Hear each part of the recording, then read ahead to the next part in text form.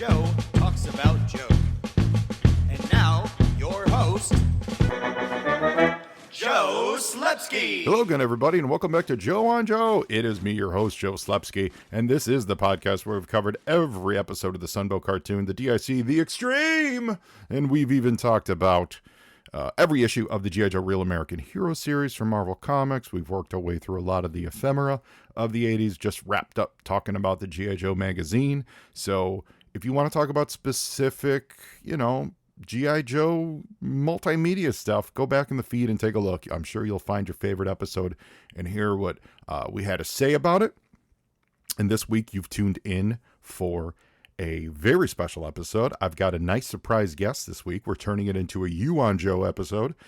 We've got today illustrator, artist, G.I. Joe cover maven, Jamie Sullivan joined the Joe on Joe team. This is an interview that has been long in the making.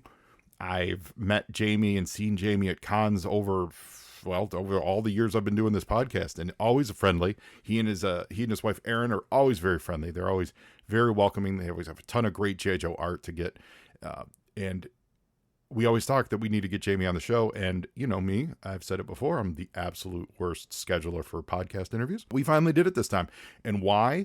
Because Jamie has a fantastic new variant cover for G.I. Joe #1. And G.I. Joe #1, as we all know, drops in just a couple weeks. I believe it's the week of the 13th. So Jamie's variant cover, we talk about it a lot in the episode, but you can get it at tcsrockets.com. That's TC Rockets is a comic book shop out of San Diego. So Google that, check it out. We talk a lot about it on the show. So as you listen, you'll hear us describe it in color and cover and all that stuff. So there's more data to come on there. But if you're interested and you look for where Jamie's variant cover is, you can find it there. He's also selling CGC copies of it on his website. If you're a CGC kind of person, you can get copies of it through there with him. Now you guys know his work. Done a ton of covers for IDW. We talk about his origins there. We talk about where he came from coming up in the art world. We talk about his love for G.I. Joe.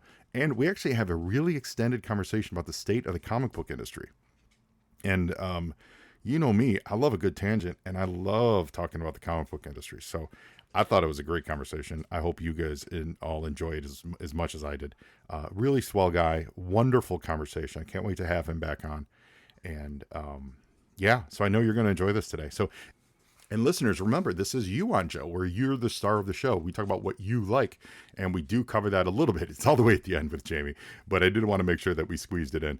So if there is a specific topic about G.I. Joe that you like, is there a certain character? Is there a certain episode of the show? Is there a certain file card that you love? Or you just love file cards? You want to talk about file cards for an hour? Let's do it, man. So reach out to me. You can find me on social media at Joe on Joe Pod. That's Facebook, Twitter, and Instagram. You can reach out at joeonjoepod@gmail.com if you want to say hi there. I do have a couple of you that we need to schedule some interviews, and I'm sorry. Again, I'm terrible at this stuff, but if you're hearing this and you're like, hey, I reached out, I'm there. I'm there, baby. Let's do this. We do have some I was just starting to put some finishing touches on some things. I've got a big project coming up. I've teased it a little bit. It's Action Force centric, and that's going to be taking us through the new year. It'll start in the next few weeks. So keep your ears tuned for that. Also keep your ears tuned on our wonderful sponsors, which is the Movies in a Meal podcast. They talk about all the biggest movies in the theaters. I've been watching a lot of scary movies. I haven't gone to theaters. I wanted to go see Terrifier 3. I've seen the other two Terrifiers. Also what is it, All Hallows or whatever the Halloween one where that Art the Clown first showed up, and they're horrific. And I feel like watching a Terrifier movie in public is somehow transgressive. Like I really I really wanted to go to the theater this weekend, but I was like, someone might see me watching a Terrifier movie in public.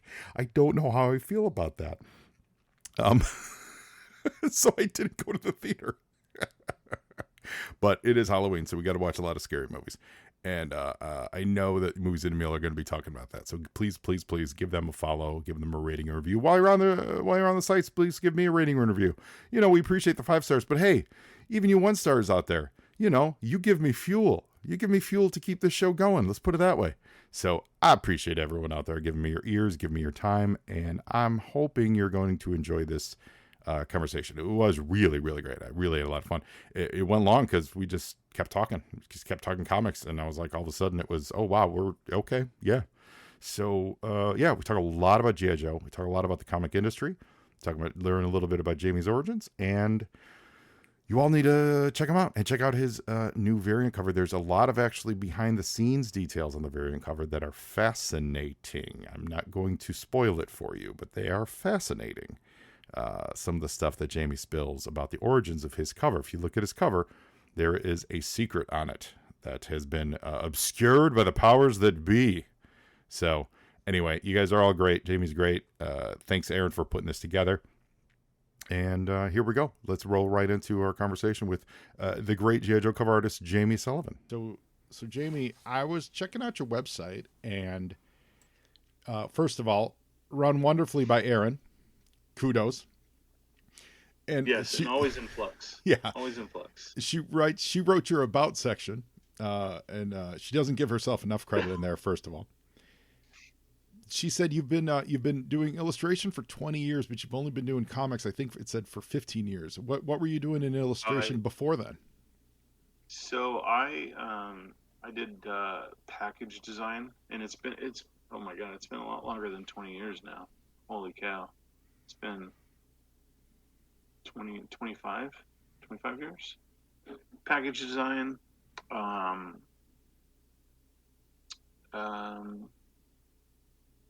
Gosh, I started out doing planogram design for Michaels. Doing. I'm sure employees at Michaels hated me for the way I, put everything in the layouts. Yeah. Michaels, the craft store. Yeah, I did planogram designs for that company. Oh, that's amazing. For their chain.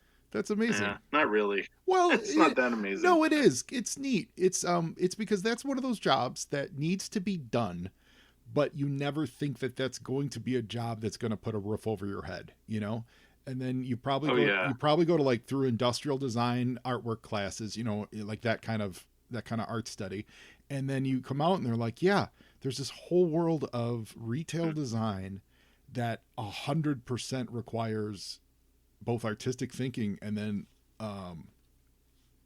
logistics, we'll say.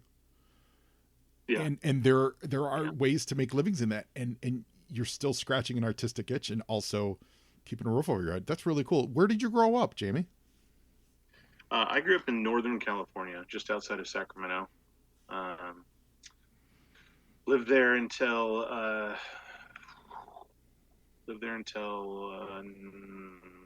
gosh, I want to say it's been 19 years ago, 18 years ago. We moved to Southern California. My job brought me down here, and that was with Disney. And yeah, that was no fun. Oh, whoa. Well, we'll get to the no fun part. Where did you study art, or did you? I didn't. I went to college for marketing. Marketing and communications. I did. I even worked in radio. I worked in radio for almost 4.5 years. Mm-hmm. I worked at Quad 106.5 in Sacramento and Live 105 KITS in San Francisco. Shout out KITS. Yeah. Yeah, those were man, crazy times. I was in my early 20s. Yeah. Self-taught drawing then? Yeah. I mean, a lot of my friends in the industry, will also tell you that you either can draw or you can't. And you can learn different techniques and you can learn to use different tools. But you either have that skill or you don't. I'm of the belief that anybody that really wants to draw can. I think it's a lot of muscle memory. Mm-hmm. And but I do think there is a little bit of truth to either you have a talent or you don't. Yeah. And so yeah, I mean, I've been drawing all my life. I wanted to. I mean, obviously my first job, I wanted to be an astronaut. I mean, what kid didn't? Like right. Cowboy or sure. I wanted to be an astronaut. But no. So I decided that early on that I wanted to do something in the field of art, and that didn't always pan out. I wanted to be an architect at one point. There are a lot of things like artistically that I dabbled in or wanted to do, try my hand at, but ultimately, I learned that in this industry, that if you don't know like the business side of it, you'll get taken advantage of pretty quickly. Mm-hmm. So, and you've got to learn. You have to learn to market yourself. For You have sure. to. Yeah. And so that's what I decided to do. And communications, I did that for a time when I thought my life was going to be working in radio, but that that too much drama. Mm-hmm. It Because doesn't pay what you there's think. no drama in the comic book industry. Oh yeah, I try to avoid that. Like I really do. I gotta tell you, like I just try not to involve myself in any of that. It's probably for the I see best. a lot of it happening. Yeah. Yeah, I mean, I would think it's for the best, but um, sometimes I think people interject themselves into it just to get their name out there. Yeah. Just get their name in a conversation, but it's not for me. I like what was it? Keanu Reeves. Somebody was sharing a quote that Keanu Reeves had made, where he said, I'm at the stage of my life where like I don't want to argue anymore. If you say that 2 + 2 is 5, great. It is. Go have a great life. And that's kind of where I'm at too. Is I just I don't want the drama. Yeah, I do. And when I was a kid, and working in radio and stuff, there was a lot of drama in that, and there's a ton of drama in retail. Like when you're working in the retail industry, uh, even doing planograms, like this backstabbing and stuff, just so that's like the name of the game. And working for a corporation is, who can stab each other in the back first and Mm-hmm. the most, and it's not for me anymore. You mentioned going to Disney. What did you do there? Package design. Yeah, package design. Yeah. Yeah. And 6 years of my life I'll never get back. oh no, any horror stories you can share without No, reasonably sacrificing your future ability to work on Marvel projects? oh no, that ship has sailed, I'm sure. But no, it's just it takes a lot out of your life. Yeah. A lot of time. Like I would go to work in the morning before my kids were awake, and I wouldn't get home at night until they were already in bed. Oh yeah. And just drama. Mm-hmm. And the thing that's hard is you get trapped there by a paycheck, and the pay was incredible, but at some point you're like, is this the only reason I'm here? Like, is this it? Is this what my life is going to be like? And I didn't have the affinity for the mouse that a lot of other people do. Mm-hmm. So I just, not my cup of tea. And I was okay not being there anymore. So I really was. what brought your transition into the world of comic books then? How did you make that leap? So when I left there, I went to work for Hot Topic and doing marketing for them. So it's your wait. So it's your fault. Kind of, yeah. I mean, sure. So and I was like, I don't.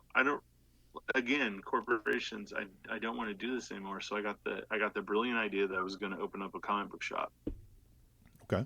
And you know what they say, if you want to make $1 million in comic books, you start with $2 million. Correct. And that's it's true. I burned through my savings so fast on that store. So you did have a store open for a while though. I did for 6.5 years. What location? Like what city? Where was it? In Hemet, California, just outside of Temecula. Shout out Temecula and Hemet. Um, but it was hard, and we did fairly well for a while, and then I think we grew too fast, and didn't stay true to our roots and tried to be too much to too many people, Hmm. and it just yeah, it just financially just started sinking fast, and um,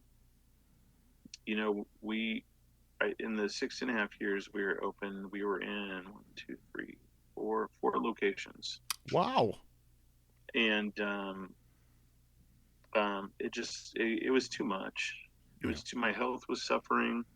Eventually I had to step away from it, and Aaron was running stuff, and we had some unscrupulous employees, and just it was It's it was not a common, good time. And common story. yeah, That's a common story. Unfortunately, a common story with comic books and yeah, employees. Yeah, it's really tough to find someone who's loyal and will stick with you for a long time and not screw you over as an owner. So I'm yeah. sorry you had to deal with that. What was the name of your shop? No, What was the name of your shop? IE Comics and Games, Okay. and yeah, it was fun. But I mean, like we made a lot of really great friends in the industry and stuff, and so I met a lot of people who didn't know that I could draw. They just saw me as the guy that owned the comic book shop, Right. and they didn't know that I came from a background, an art background. And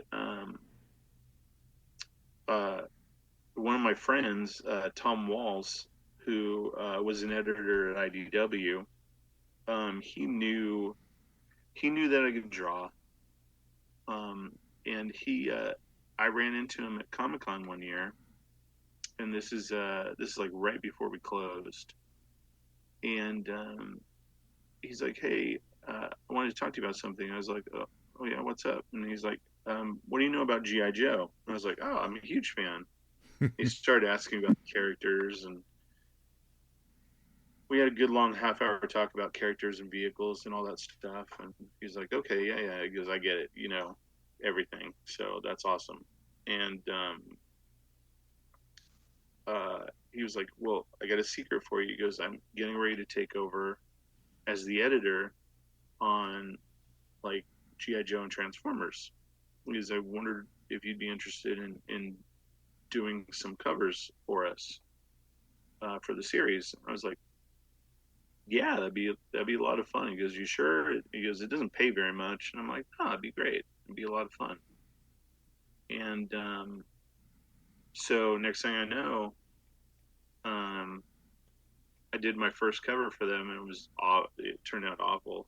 Like Tom sent me like everything that he wanted on the cover, and I did exactly what he told me to do. Mm-hmm.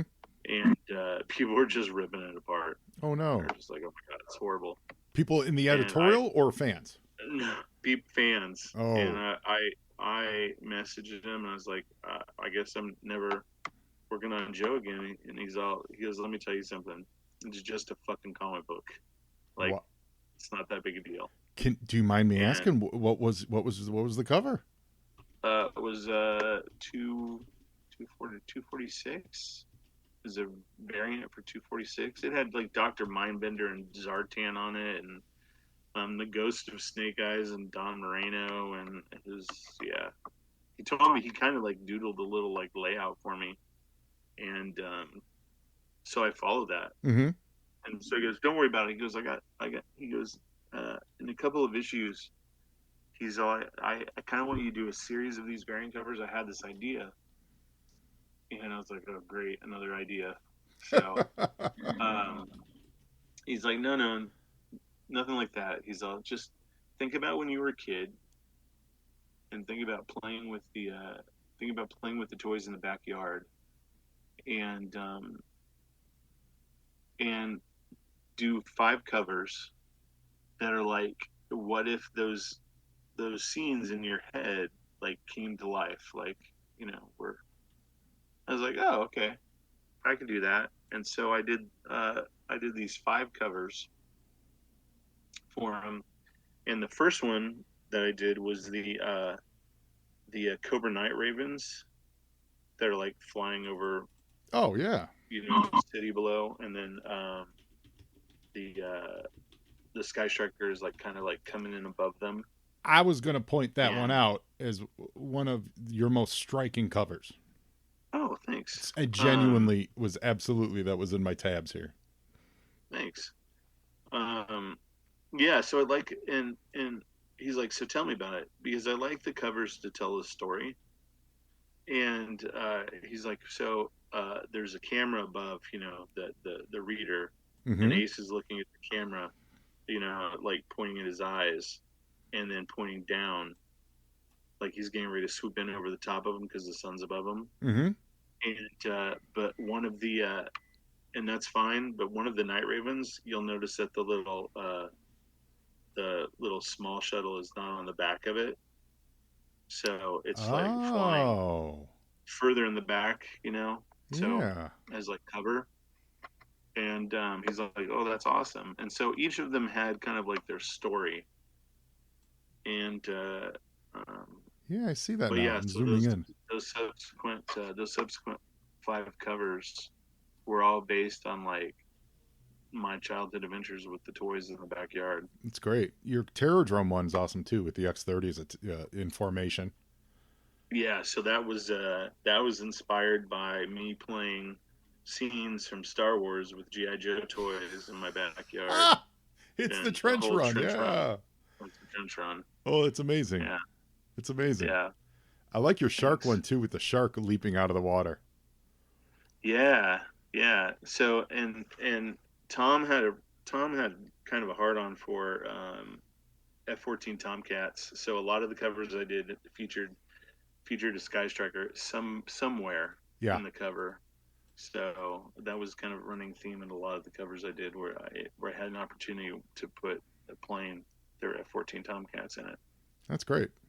And how many? So Yeah, do you even have a count? How many Joe covers you did? Like, is that a running tally or? I think there's Because like 54. yeah, I was gonna say I saw your name a lot. I think the most I guess high profile one would be those. Uh, didn't you do that? You did the triptych ones, right? That all connected with like every member on them.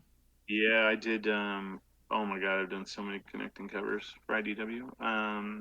I've done one, two,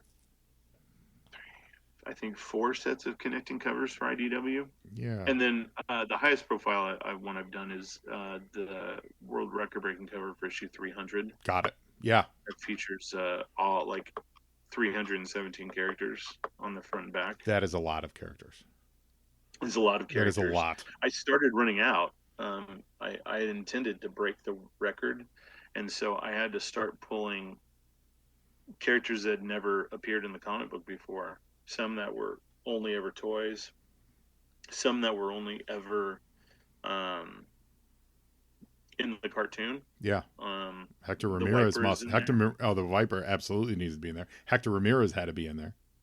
Yeah, Did you pull in Street Fighter, or because of licensing was that not allowed? I didn't licensing. So, yeah, there was a licensing was pretty tough on that cover. I mean, they like poured over it. There was even 1.2 where I had Sergeant Slaughter in there, Mm. and Tom messaged me and said, "Hey, Hasbro said you've got to take Slaughter out." I was like, "Why? Why?" And they're like, "Well, um, they don't have the rights to him." I'm like, "But they do. They have a figure coming out Hmm. relatively soon for the classified line." He's all, let me talk to him again." And that was an instance of the toy side of Hasbro not talking to the publishing side. What? And Shocking! Shocking. yeah, The company that lost the rights to the name Roadblock. yeah, Shocking. they they they Hasbro's been very very good to me, so I'm Good. not. No. I don't mean to bash on them. I'm just saying, literally, our experience as fans of seeing the copyrights, issues over the years of like, Yeah, why for is he sure. heavy duty? Like They're those kind of individual questions. You employees. go, oh, there, someone somewhere is not talking to somebody.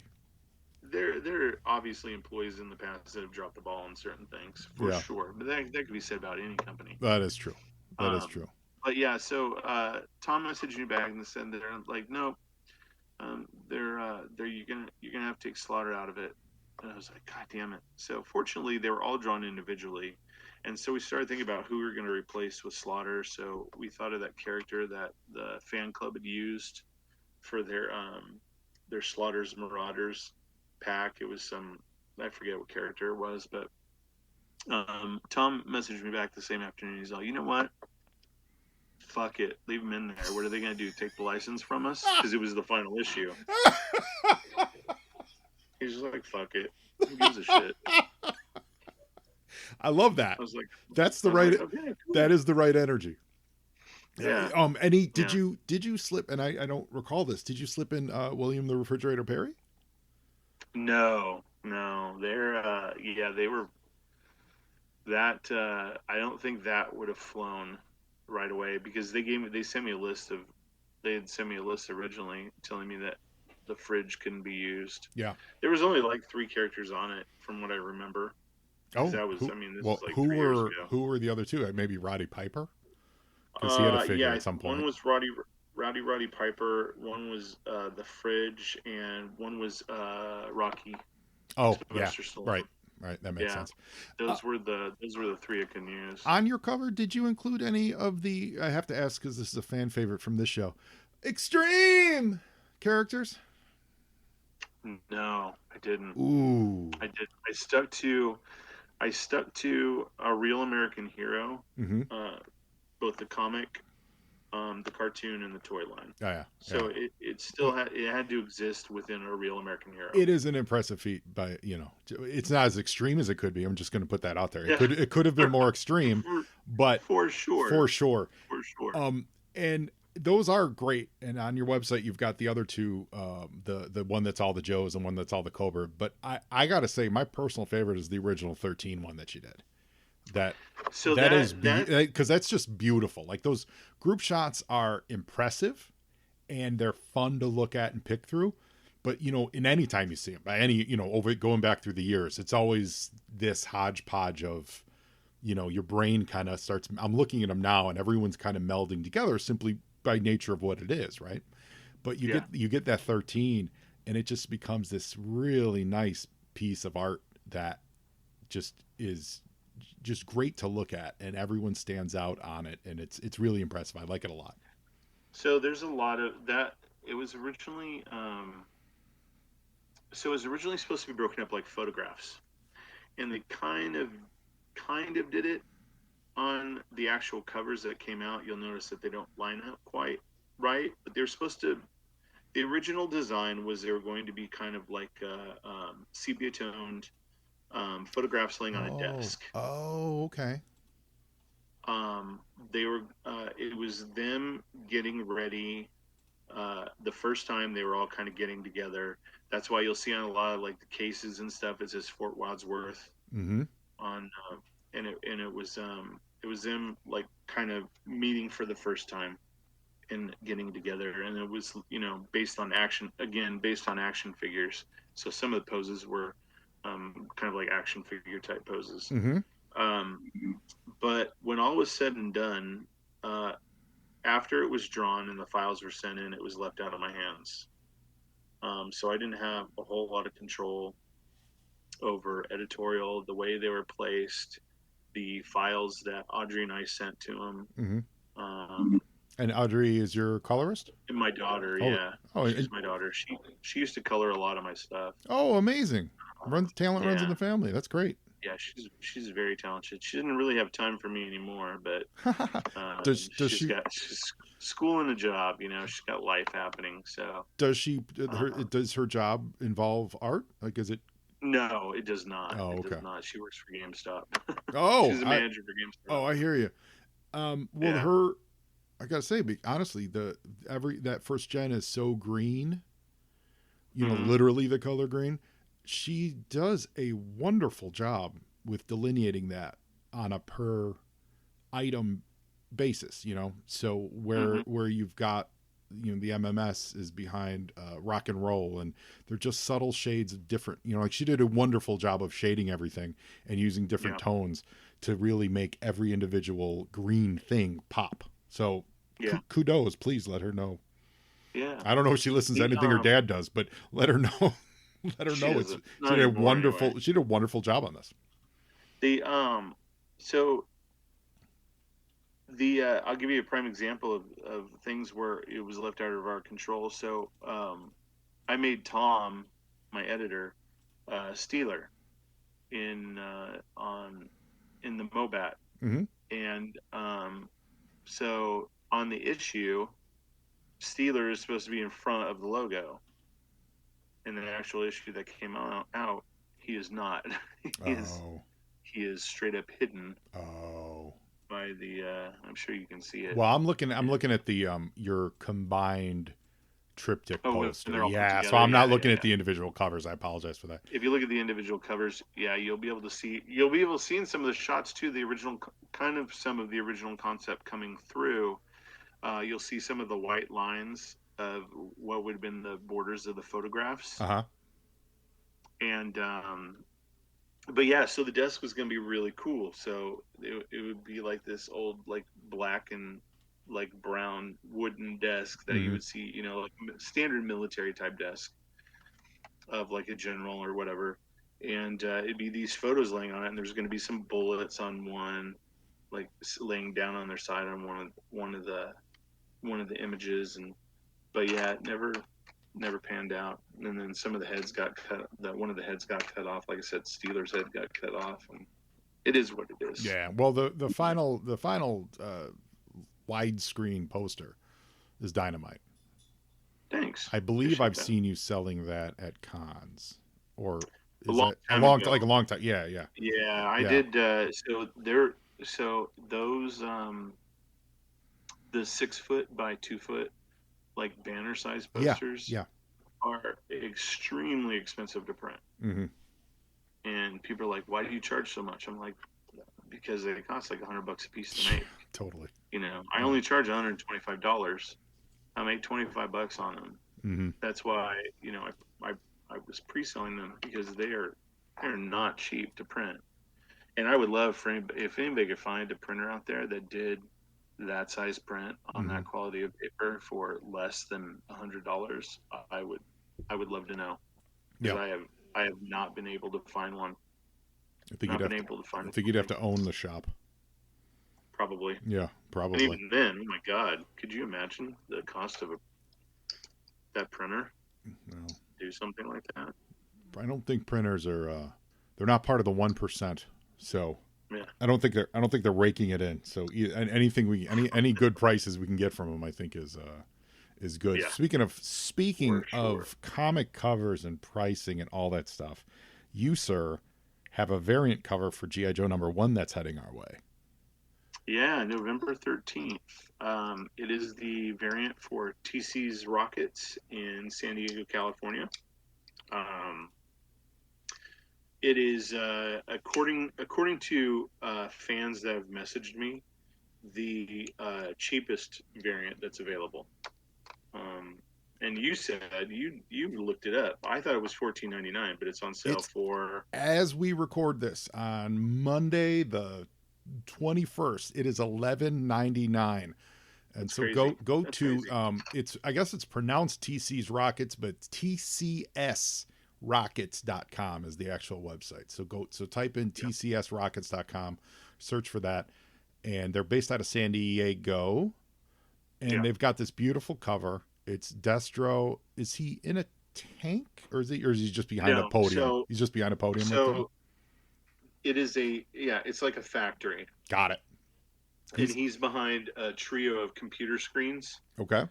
with the rest of the factory behind him, and you'll see bats like behind him to the And sides, the bats are and mysteriously missing the bottom portion of their arms, which we're going to get to they're in a missing second. arms. And then Yeah, you've got the and twins in front of him, I which do. corresponds to the I would say shaky alliance that they formed in the Destro miniseries. And Yes. then in front Yeah. of them, you've got a bat very much in a Terminator pose. Uh-huh. Post bubble, is that the inspiration? Am I guessing that's a total guess? Am I guessing that's correct? Kinda. Yeah. Like, yeah, I wanted it to be very like, I wanted it to be very industrial Mm-hmm. and harsh, and like I always imagined. I really wanted the bats to be scary. Yeah, Like in the cartoon, they weren't scary. right. In the comic They were books, they cannon weren't fodder. super scary. They were made entirely so that the Joes could finally start hitting people with their weapons. Yeah, That's for sure. that is why Blowing they them up. Yeah, existed. 100%. yeah. But I think out of all, I think out of literally everything in GI Joe as far as what Cobra has, they should be like the scariest things Yes, that there are. I'd agree with you. Right? Yes. Yeah, they're literally Terminators. And visually they really pop. That the black dark gray with the yellow looks awesome with the silver highlights. That's a really Yeah. really good look and in the design. Obviously the chest plate's cool and all that stuff, but just that Yeah. color scheme I think always pops. So the bat in the front, he also has no lower portion of his arms, and his arms are connecting to something that seems to be covered by missiles on the final Yeah. product. Just tell this story. Tell what's going on in this So picture, Jamie. okay.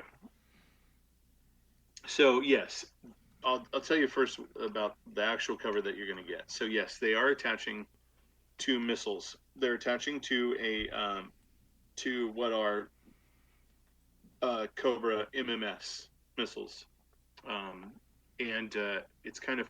I'll tell you more about it.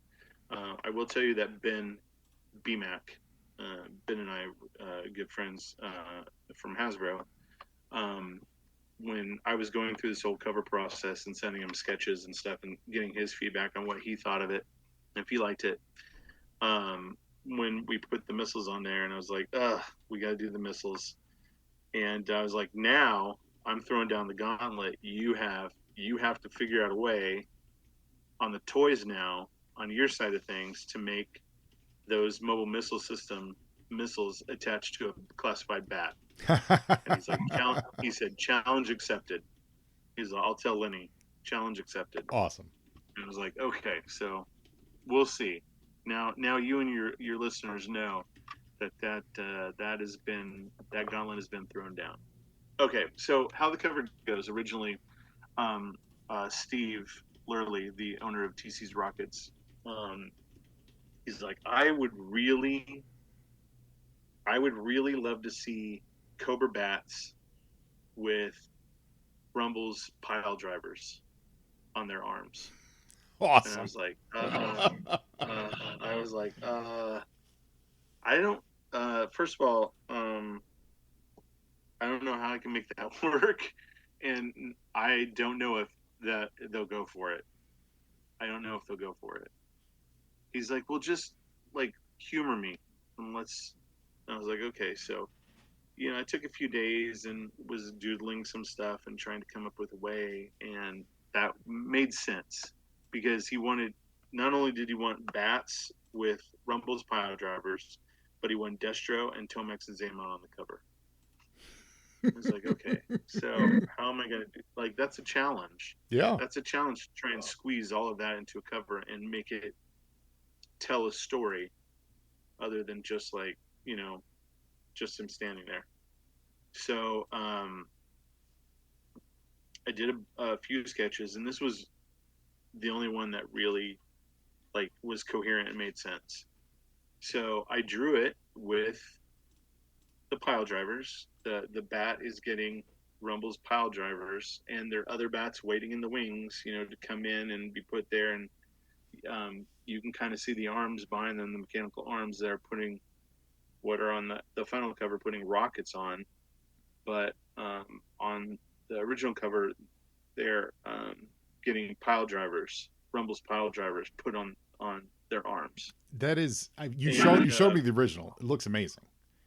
How did that? What happened? So we sent in the final version, all colored and everything, and Jose, my contact at Skybound, loved it. He's all, this is amazing. Ben BMAC loved it. The guys at Hasbro loved it. But then I got an email later that afternoon, like, hey, what are those? What's on the bat's arms? What are they putting on? What are you putting on the bat's arms? And so I was like, oh fuck. I started this like spiel about well they're these large like heavy duty weapons that their arms are getting switched out of, like just something larger. And so and then I messaged Steve and I'm like, they're not going to go for it, man. They're already asking me what those things are on their arms. And he's like, what did you say? And I was like, well, I tried, to BS my way through it. And then Jose messaged me back and he's like, what are they really? And it was like, they're Rumble's pile drivers. Okay. Like he asked for them and that's why I put them on there. And he's all, we know. We just wanted to make sure that you would tell it, that you were up front with us and we're going to tell us. And I'm like, yeah, I mean, that's what he wanted. He goes, well, you can't have those on there. They don't want to insinuate, the whole GI Joe Transformers crossover yet. And Steve was like, what do you mean they don't want to insinuate it? It's literally on the main cover. Yeah. They're like standing on top of a transformer, and I'm like, I don't make those decisions, man. I just draw the cover. And so that's when I came up with that. Like, I couldn't think of anything to put over it that would make sense that people would recognize other than just making up some weapon out of my head. So that's when I decided to put the MMS. And then it kind of made sense after I told I told Steve, I was like, TC rockets, we're putting rockets on their arms. Yeah, that makes sense. And it kind of all makes sense. I was like, oh, I didn't think about that. And so it actually says on the fin of the rockets, it says TCR MMS. Oh yeah, So TC Rockets Mobile Missile System. that's great. Now I'm So just saying, as a fan of the cartoon, you could have gone with red rockets. yeah, yeah, Launching hamburger rockets into space. right. Man, I don't even know if they would have let that fly. They were. Oh wow. Well, TC rockets makes complete sense. And then when you say it's the TC rockets exclusive, you then think of it. Oh, it's the one with the rockets on the cover. So that actually is great synchronicity. So he wants to save the bat with the pile driver. Steve does for like maybe a third or fourth printing variant. Yeah. After the Transformers, it's common knowledge that the Transformers are part of the whole GI Joe mythos and that's whatever. Yeah. Now I get them. I mean, they've got their own plans, but it seems weird that that's the reason when. That's what was announced over a year ago, that they were part of the same universe. Yeah. So I mean, I have no idea. Well, look, we were introduced to Duke meeting, was it Starscream, I believe, or is Thundercracker? I think it was Starscream. Yeah, like that's literally how we met Duke. So it's a weird excuse, but okay. I can see how what I can see from a marketing perspective though is how they would want to keep it clean from a fan perspective. Just because you see what IDW did in their, like that last run with Mask and everything, where everything was super cross-pollinated and they were advertising it as such. If you just look at it from that level, you would go, well, then what's different about Skybound if that's how they're advertising it? So I understand, in order to differentiate them from the attempts. That makes sense. That does make sense, but it sucks because it's a great image and a really great idea. Yeah, and I thought it was fun, and I mean, hopefully it's going to come out as another variant on another printing, down the road. But hopefully right now, they've done that. Hopefully they take that idea and they incorporate it into the comic book itself, like for real. Well, like make a bat into one of Soundwave's cassettes. Yeah, turn that into a bat. That would be great. That's kind of what he wanted to do initially, and I was like, I don't know how I'm gonna do that on just a cover. Yeah, like, and interior wise, it'd be a completely different story, but on a cover, all that information is that's kind a lot of hard to do. But I mean, that's not the first time Skybound has done that. Like, so I'll give you an example. So when I did the Destro #1 variant for Condemned Comics, David, the owner of Condemned, wanted Tomax and Zaymon on the cover. And they're like, nope, can't have Tomax and Zaymon on the cover. But there are other covers that came out from Skybound, not retailer exclusives, but other covers for issue 1 of Destro that had Tomax and Zaymon on the cover. Mm. But retailers couldn't have Tomax and Zaymon on the cover, which I didn't quite understand. And then after I did the Destro cover that had, Destro standing in front of blueprints, Yeah, it looks good. the next thing I know, there's all these GI Joe ratio variants being solicited with vehicles featured over blueprints on the cover. So there's one that has the His tank featured over blueprints for His tank, and I was like, oh, okay, yeah, that's yeah. I hear what you're saying. Well, so, price point wise, it is what it is. Price point wise, you would wanted to talk a little bit about that. I think $11.99 is an absolute steal. Even at $14.99, the original asking price, you're saying that's the cheapest variant. What are your thoughts on that? So, it doesn't just relate to variants in general. I think it relates to comic books as a whole. I don't understand, and I mean, I know how much comic books cost to print. I don't understand why it's necessary that comics are printed on like the highest quality paper imaginable. Right. I don't know why we can't go back to newsprint, Mm-hmm. with the thinner magazine type covers, especially if what they say is true is people aren't reading them anymore. They're just buying them for their collectability, or they're buying the multiple covers. What does it matter if it's newsprint inside anymore? All right. And also too, look, you probably know this as well as most people, but it's not talked about a lot. If kids aren't invested in this industry, 20 years from now, this industry won't exist. Yes, I agree. Kids have to be have to have the desire to read comic books. Even if it's not in print form, they have to have a desire to read it maybe online, on their Kindle or their iPad or even their phone. But as a parent, I don't know that I would. First of all, this is like a deep dark hole.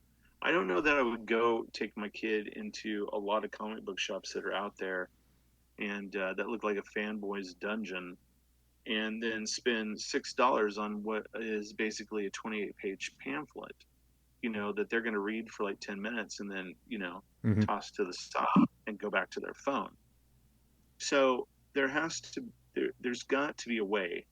There's got to be people in some of these marketing departments that have to figure out a way to get comic books into kids' hands that make sense. Mm-hmm. That makes sense to the bottom line. That makes sense to the companies that are putting out these books, and that makes sense to the people that are working on them. Because like some of these books that are coming out, like $6.99, $7.99 price points on a cover. Are you kidding me? Yeah, for a regular sized comic book, yeah, it's insane. Yeah, Mm-hmm. it's crazy. Like I remember back in the day, like I could take, if I had $200 a month, I could pick up like 50 titles. Oh my God, $200 a month back in the day, that'd get you everything. It would literally get you almost everything that Marvel and DC were putting out, Mm-hmm. and it just that is unheard of anymore. And I don't even like. Part of me doesn't even, and it sucks to say, but part of me doesn't even like to go into comic book shops so I can avoid the temptation. Yeah. Because I'm priced out. I work in the industry and I'm priced out. Like I can't afford to go buy 10 books in a week, Mm-hmm. and really see like what's going on. It's becoming a rich man's game. Like toy collecting. I agree with you 100%. Toy collecting as well. Yeah, with comic books, they've absolutely priced themselves out of the game, and they absolutely are shooting themselves in the foot. I saw this week that DC's been having success with these compact size trade collections for $9.99, which is awesome. Mm-hmm. Totally salute that. Yeah. I've seen them in the wild. I think they look great. I think that $9.99 price point is so key. And Marvel's like, hey, we're going to do the same thing for $14.99. Right. And I'm like, It's so crazy. whoever made that choice is missing the point entirely. And if you're telling me that your infrastructure is such, and it might be that you can't make any profit at all at $14.99, then my answer is, well, then you can't do it. Then don't do it, because it's a bad idea. Like, it's, you know what I mean? Right. It's not. Figure out a way to get it at $9.99. That's the whole draw of those collections, is to get someone to just hand over a sawbuck, credit card, and buy it. Not go, oh, for the same price I can get something that's both bigger on the shelf, for a couple bucks more and more current. I don't know. Right. I don't understand it. A lot of this, I believe, a lot of these choices go back. It's crazy because there are a lot of people. I mean, there are so many people in the comic book industry that absolutely are fans and absolutely know what's up. But when you get to a certain level, they're not the ones that are ultimately making the final decisions. No. When you think about it, the big growth era of comics, that late 70s through the 90s, so that, I guess, even 60s, really, starting with Marvel. Yeah. It's they knew they were people who both ran the show and created the stuff that were comic fans, but also the old guard had I don't get too philosophical and say something stupid. The old guard in the 60s, they were they were the old timers with this really deep art knowledge that they had been making comics for 20 years, and they knew what they were doing from a craftsman perspective. And then this young influx of new comic book fans came in and brought this energy. Then you get to the 70s, where those newcomers now started pulling the strings, and what you end up with is the 80s, this great synergy of both like high level artistic talent married with the physical output, the quality of the physical output that you could get with, as best as you could do at the time, which was its zenith right before you get into computers. And the old timers that were now kind of higher up the chain and running things had been in the comic industry forever.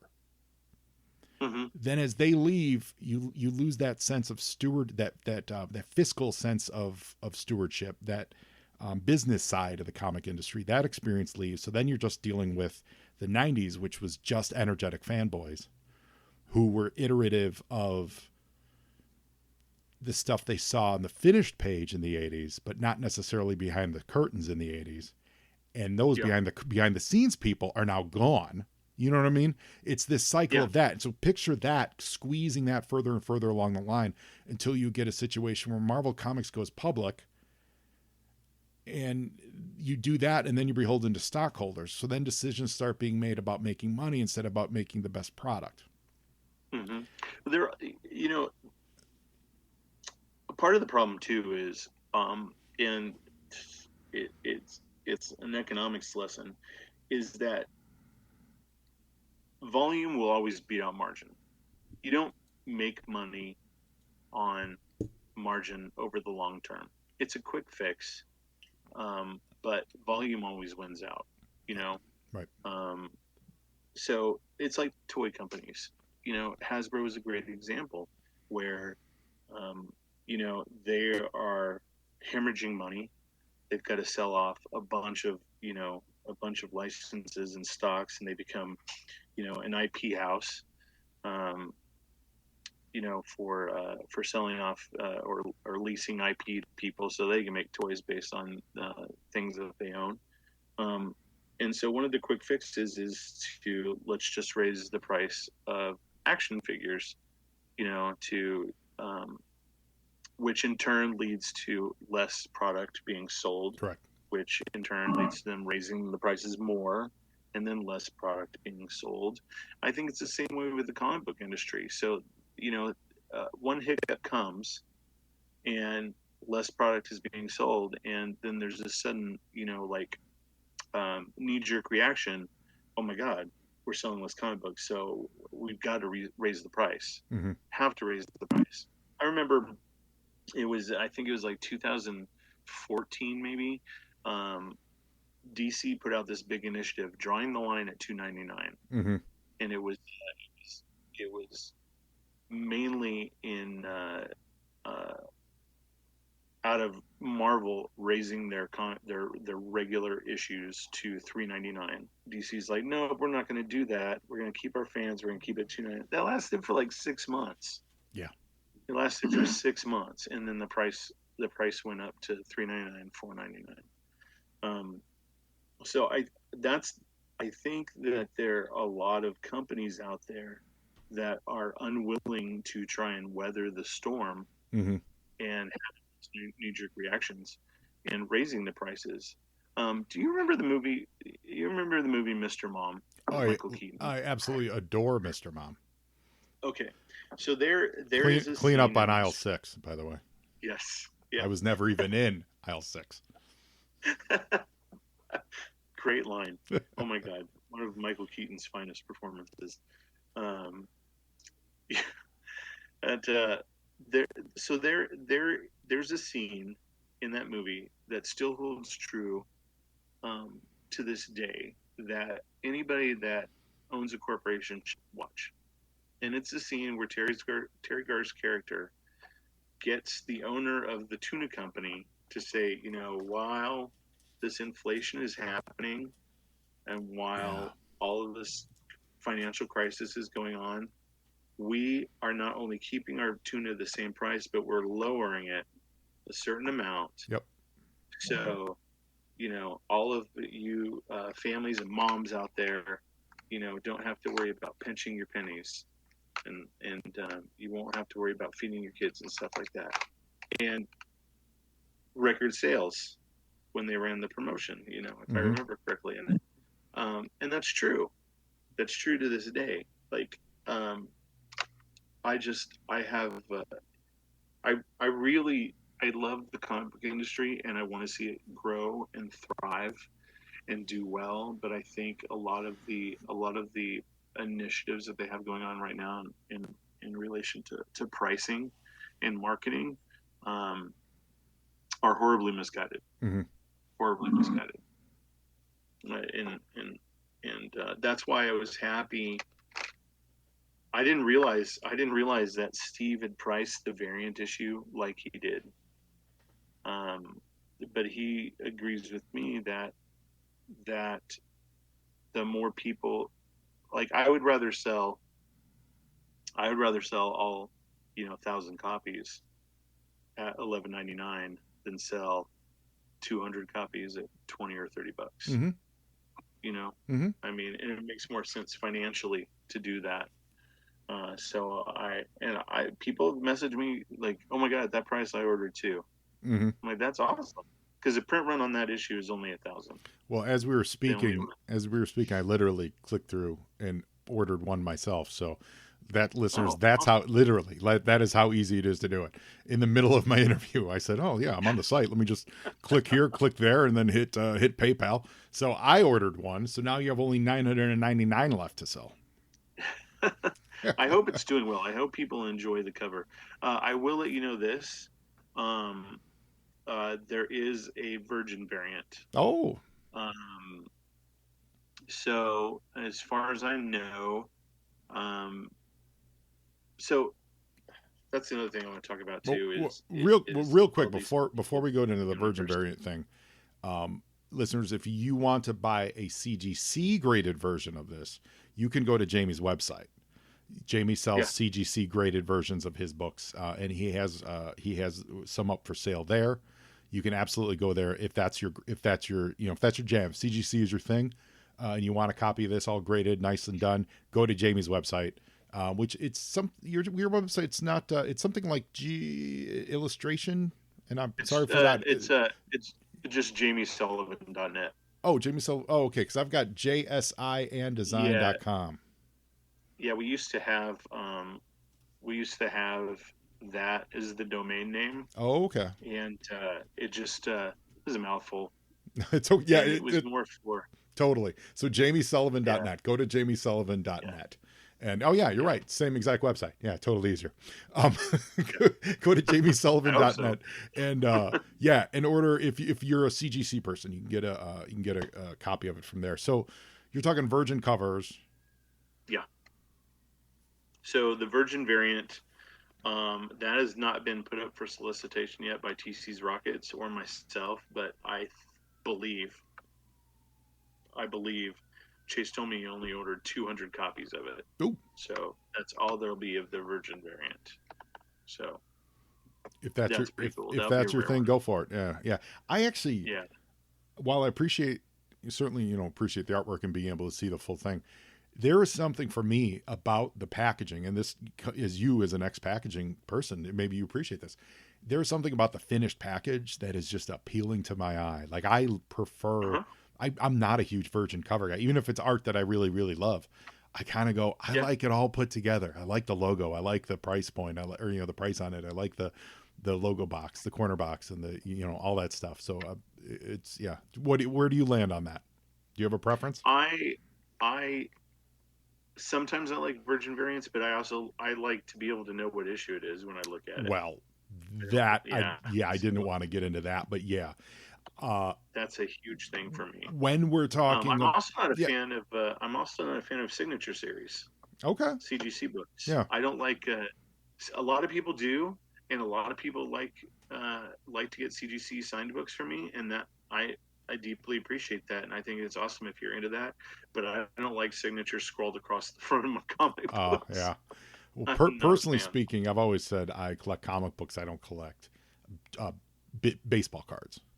So I'm actually not a CGC guy personally, but I appreciate those that do. I think I have like 2, maybe 3 CGC comics total, and those were by, accidental happenstance that fell into my lap. Sure.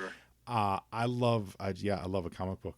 And you talking about the numbers, man, you hit my with lack of a better term, my comic book G spot. The trend that comic book covers got into for a while, and I feel like they're getting away from it, but of hiding. Do you remember that when Marvel hid the numbers on their covers, they put them in the UPC box? Oh, yeah. So you couldn't you couldn't tell, was it X-Men, I don't know, whatever the numbers were, 426, or was it X-Men 428? I wanted to reach through that comic book and choke someone. Like the numbers, if anyone listening here works for a comic book company and you don't understand this, the numbers are what part of what keeps bringing people back. When you pick up number 7, there's an animal instinct in a collector's and a reader's brain that says, I want both number 8 and I want number 6. Because I know that there's 6 issues prior to this that I want to find out, even if the story is brand new and different, even if it's not the story. Your brain goes, oh man, I got to get those 6 just to be a completionist. Yep. Or remember when Spider-Man did, there were multiple numbers on the cover? Yes. It was, yes. Because the Legacy. The original run. Yeah. The Legacy run. And then they rebooted it for Byrne. And then that became the Straczynski run. And then they started doing the Legacy again. And it, yeah, man, I could complain about this for hours. The number of the comic book is so important. Stop rebooting comic books because a new creator came on. The creator, no offense, Jamie, is not more important than the comic book.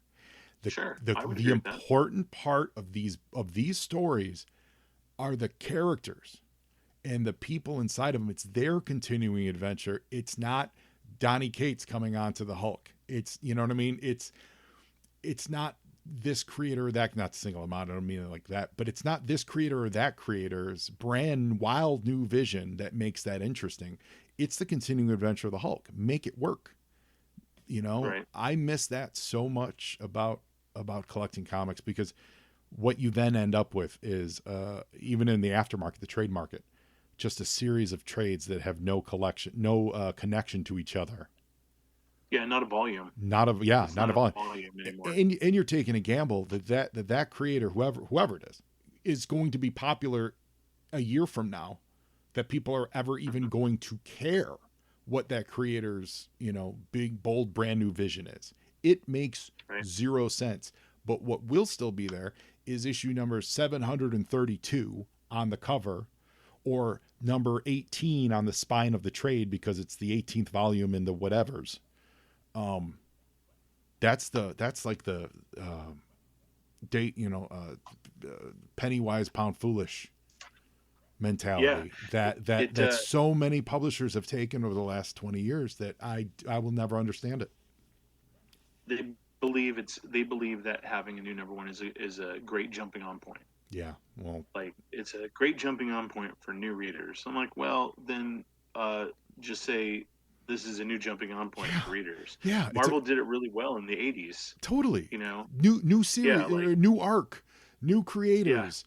Bold. They would have that new title at the top above, right? Like X-Men. Change they would change the logo. They would change the logo. They would do bold new creation. Or they, heaven forbid, promote it in other comic books. We've got a brand new character coming out. You got to go check him out in 2 months. It's going to be this guy. Because great jumping on points are also fabulous jumping off points. Yeah. Fabulous jumping off points, because now I may or may not love the direction you've taken my character, but I've now only sunk $4 into it. And versus going, oh, well, I've got a complete run of however many issues of this series. I don't want to break that run up. I'll hang in there for a few more issues. It's why that this is the kind of thinking, this is the kind of mentality that I feel like is, when we were talking earlier about some of that legacy knowledge leaving the industry, or just not being, or let's say not even, I think leaving is probably me not being fair. It's not being appreciated by the decision makers. That I think this knowledge is there. I think the people working on this stuff, they'd probably agree with a lot of this, but the decisions aren't being made with that in mind. And that's what's painful for me to watch. It's also like, I think there are too many titles that they'll go for like 4 or 5 issues and then get canceled. Yeah. I think that they should have the core. Again, Marvel is a great example of this. DC to some extent too. In the 80s, they need to have, the core, like 12 issues, 12 comic titles, and then they have their miniseries and their maxi series. I remember number one in a 4-issue, limited series. 12, or number one in a 12-issue maxi series. Transformers number 1 in a 4-issue miniseries, and then like number 81 in a 4-issue maxi series. Right? Yeah. So, and you know what? As a publisher, you can say like, "Hey, this thing was a hit. So guess what? It's not a miniseries anymore." Well, at some point, I believe, and I believe this is true, I don't think I'm just insinuating this, they realized that, stuff that were labeled miniseries didn't sell as well as stuff that was just saying, hey, here's an ongoing series. And they stopped telling people that what they were reading is planned from the start to be miniseries. You know what I mean? Like they stopped informing you of that, thinking that they're gonna get more sales. But what they're doing, because like, let's say it's literally out of the hat, a run of She-Hulk or something like that. Someone's got a great idea, but it's a 6-issue series or a 12-issue. And they know that, but they don't tell the readers until issue 10 when solicits come out, or 9 or whatever it would be. And what you've done now is you've burned that reader. Yeah. Not necessarily that they're aware that you tricked them, but they go, well, then why am I investing in any of these new series when I know they're not going to have any longevity? I'm enjoying this. What are we doing? Versus what we're talking about is maybe your sales are a little bit less when you're saying this is a 4-issue miniseries, but that reader goes in understanding what they're going to get. They know in 4 months I can budget. I know I'm going to spend a maximum of $20 on this series, or whatever the number is. I can budget for that. When it's done, I'm going to have a sense of completion, hopefully, and feel good about this purchase. Versus this amorphous sense of, I come in next month and the guy at the comic shop goes, oh no, it got canceled. Didn't you know that? Yeah. The real trick is, if you want to keep those readers on it and invested into it, is say it's a limited series based on a character from the X-Men, then what you need to do is you need to tie that, make sure that the reader knows that this is directly tied into the X-Men series Yep. in And some and way, give them an shape, exit. or form. Have Gambit Yeah, being like, "Hey man, I gotta go on a vacation to Denver," and then he has yeah, a wild adventure in Denver. exactly, exactly. Yeah. And they used to do that shit all the time, Yes. all the time, All the time. and I was fine with it, you know. And that meant that I didn't have to read the series, but if I loved that character, and I was an X-Men fan Mm-hmm. or a completionist, then I would go out and I would get that. I would pick up that miniseries, Yep. or I'd pick up that maxi series, Yep. and you know, and those miniseries and maxi series also get picked up by collectors all the time too, because they tend to have more first appearances, or death of characters in Right. those series than say the regular run does, Mm-hmm. because they can take risks Yeah. in those series that they couldn't, that they couldn't normally take in the regular X-Men title. Yeah. So yeah, I think going back to your original thought of literally reducing costs and stuff, it's gonna take the big two to make that choice and physically say we're downgrading paper.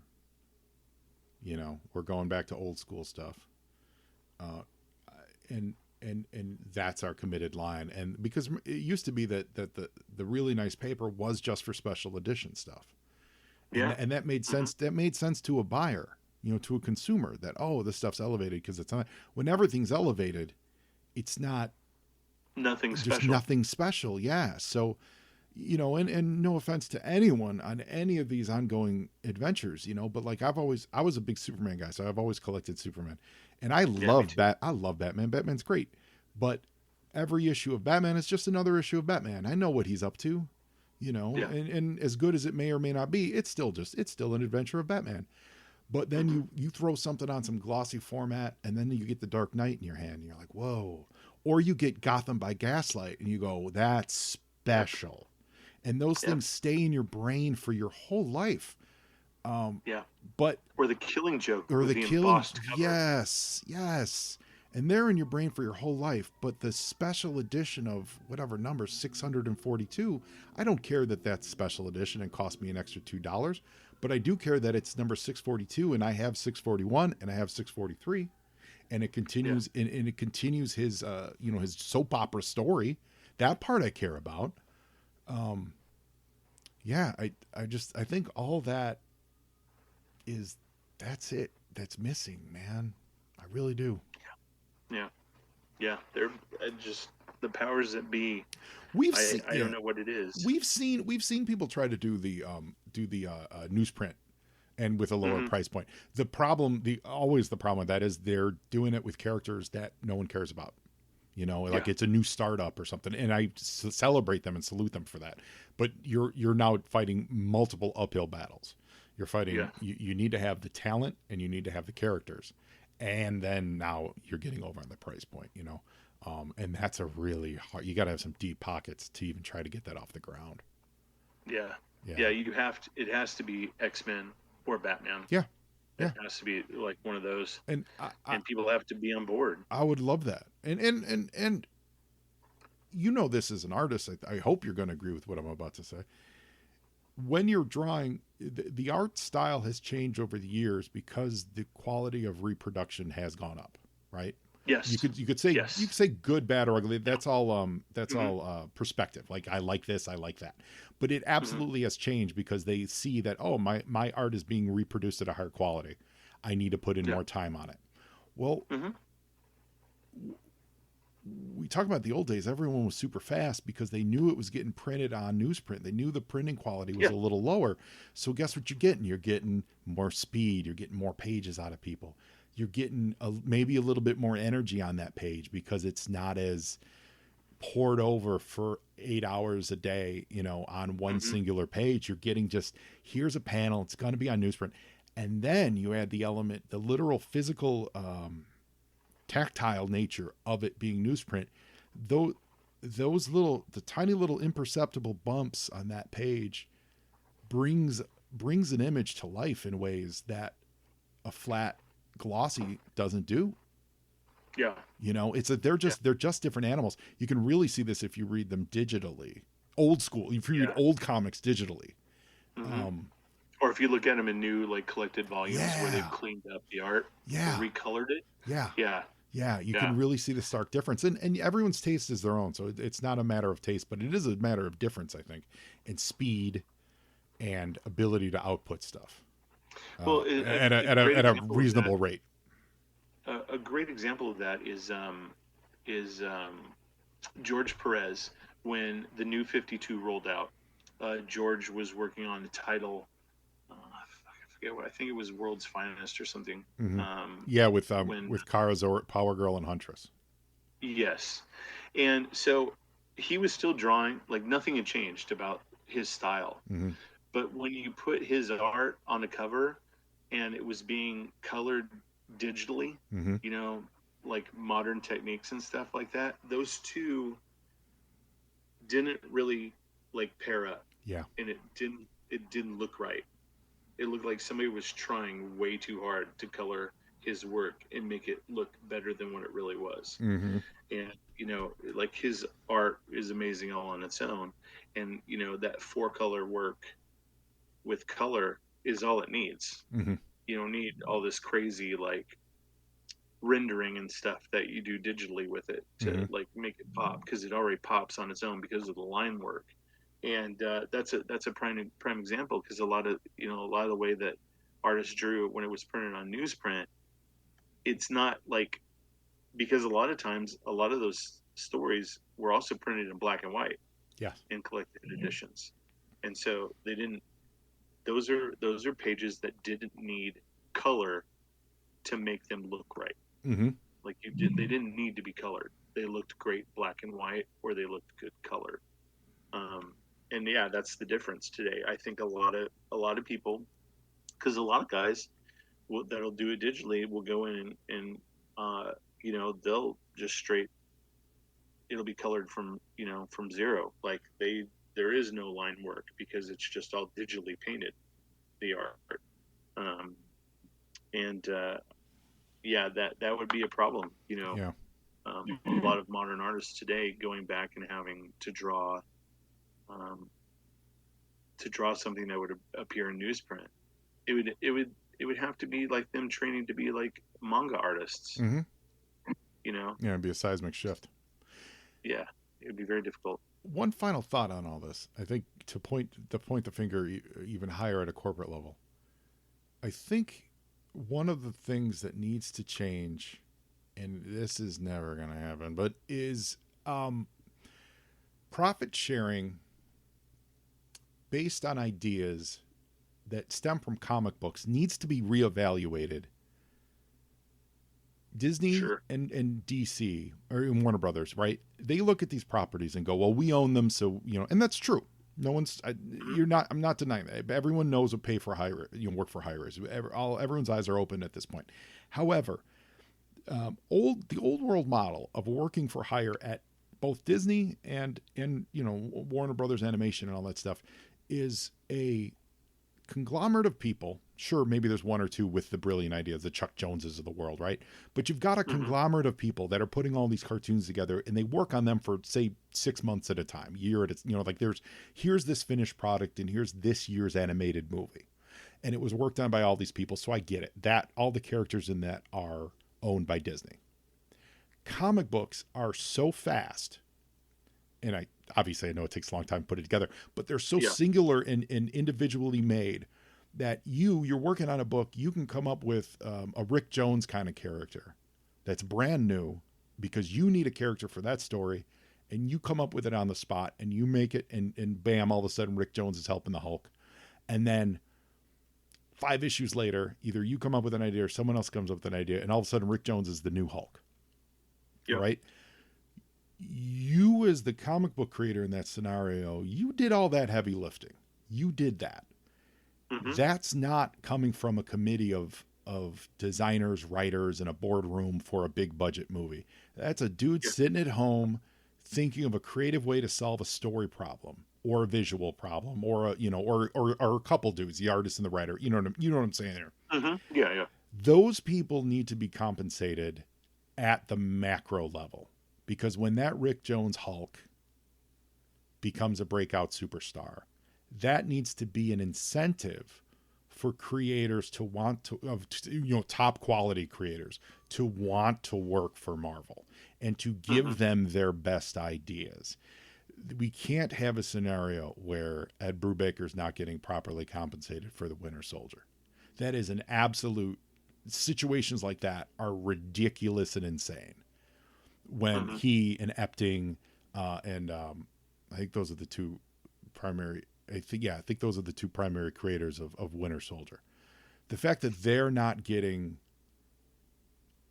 not saying generational wealth, but comfortable wealth from the way they're using that character. And you could take that idea and lay it onto all these characters, because those guys were created by those dudes, yes, working for hire, but there needs to be some type of incentive program that is in place, that is understood by all the parties, and you're not just hearing at the last minute that what's the latest one, that Null is being used and the creators didn't even know about it. When you make that a target and an incentive, then for your mainstream characters, you're going to get people's best work. They're not going to save their ideas for their creator-owned book. They're going to bring it to their individual comic book, because comics are still a language of the people. They're still a language of the monthly street book. They're not, yes, it's a committee, but it's still so personal that the further you get away from that, I think you're killing the industry, choking the industry off.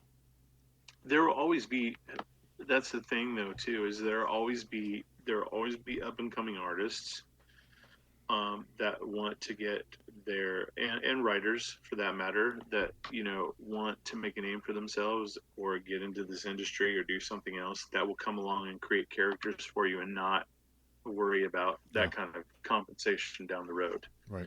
I mean, it's just the nature of the beast. There will always be somebody younger and cheaper that'll come along and do it for next to nothing. But we then end up in the situation where we're at today, where all the people with the experience of how to do it well, they're gone, right? Mm-hmm. I'm trying to think of an off the cuff example, but I would think you'd want a scenario. You're 100% right. I would also think you want a scenario that encourages people to stick around and keep giving that output. Mm-hmm. Frank Miller does Dark Knight Returns, also comes back and gives you year one.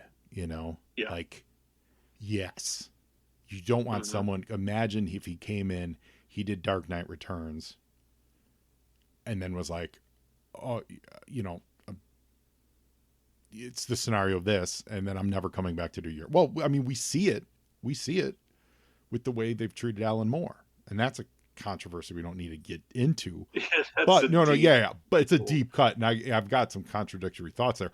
But let's just use that as that example. He had this massive output in the 80s, felt he got screwed over for whatever reasons, and then he stopped giving his talent to the mainstream characters that we know, that we love, that he probably has a great love and probably has tremendous stories in him to write for.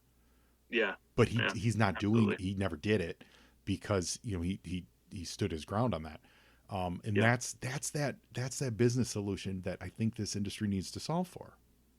Yeah. It's also how you get characters like Spider-Gwen or Cosmic Ghost Rider or Helverine, where they don't have, because writers and artists come in and they're like, I'm not going to create a new character for you because I'm not going to get paid. So correct. Here's an amalgam of characters you already own. Mm-hmm. Yeah. You're not wrong. You're not wrong. So you don't get really new superheroes. Yes. So I agree with you. I wasn't sure where you're going, if you were praising those or slamming those, because I'm not a fan. I'm not a fan of just the constant reamalgamation. Now, having said that, I've read some stories of those that are pretty well told, but at the end of the day, they're not exciting to me. It's baffling. I don't get it. Like the Weapon H, which was the Wolverine Hulk mashup by Greg Pak.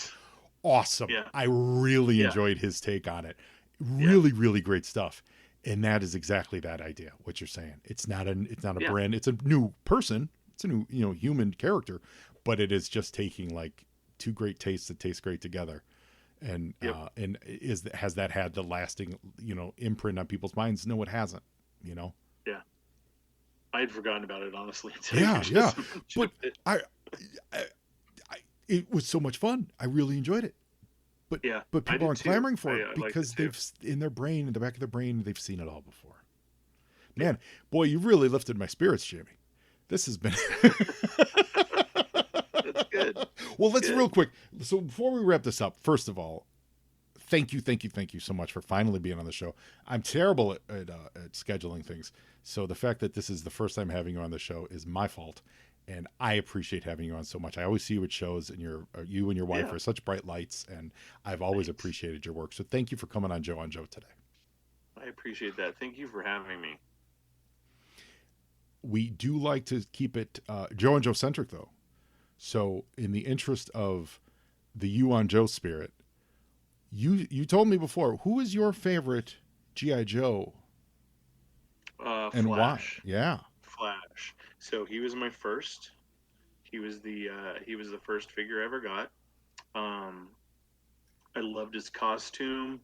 I loved his file card. When I got the jump jetpack, man, he was on the on the front of the box. First of all, um, being a kid that was always into R2, I absolutely fell in love with the GI Joe toy packages. Yes. They were like, man, I could not stop staring at Hector's paintings when I was a kid. I just loved everything about him, the stories that they, like what was going on, and just it was absolutely awesome.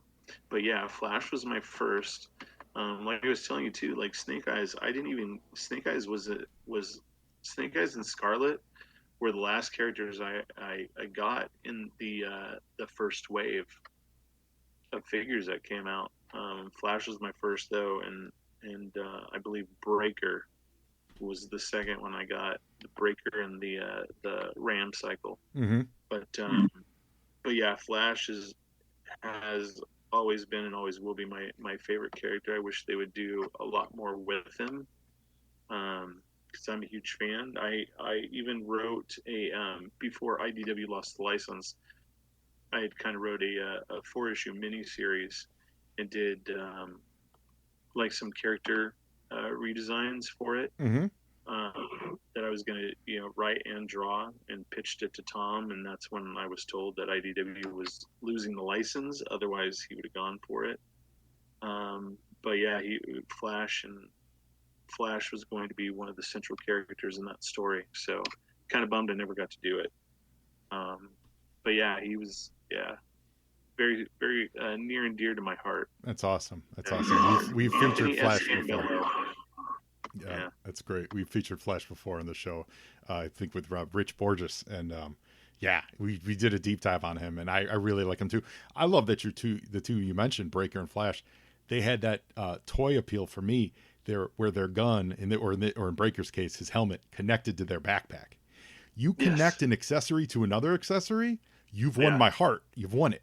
That's it. That's all there is to it. I dig it so much. It was super cool. Yeah. Yeah, it was super cool, man. Jamie, thanks again, man. Thanks again so much for being on the thank show. you for having me. Listeners, very easy to find on social. Just search Jamie Sullivan because you've got a couple different competing socials. But you're on Facebook, you're on Twitter and Instagram. Dude, I'm on 8. You're on 8.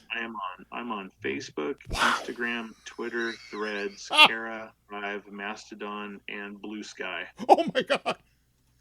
Yeah, it's a lot. Well, find him. He's great. His artwork speaks for itself. It's really delightful. Go to the website, get that CGC if you're so inclined. Definitely go to TC's Rocket, but tcsrockets.com. Order up, just like I just did. Order up his variant with the bat with the hidden rumble arms. That's exciting. and just keep Jamie and his family healthy and happy, and we want to keep seeing more GI Joe covers from you, Jamie. So and GI Joe artwork in general. And whenever you've got your next big project, please reach out and we'll get you back on. Yeah, soon. I have a retrospective Oh, right. book We didn't even coming get out. into that. This, okay, listeners, totally forgot about that. Got so deep into the comic book business. Jamie, you've got a retrospective, not a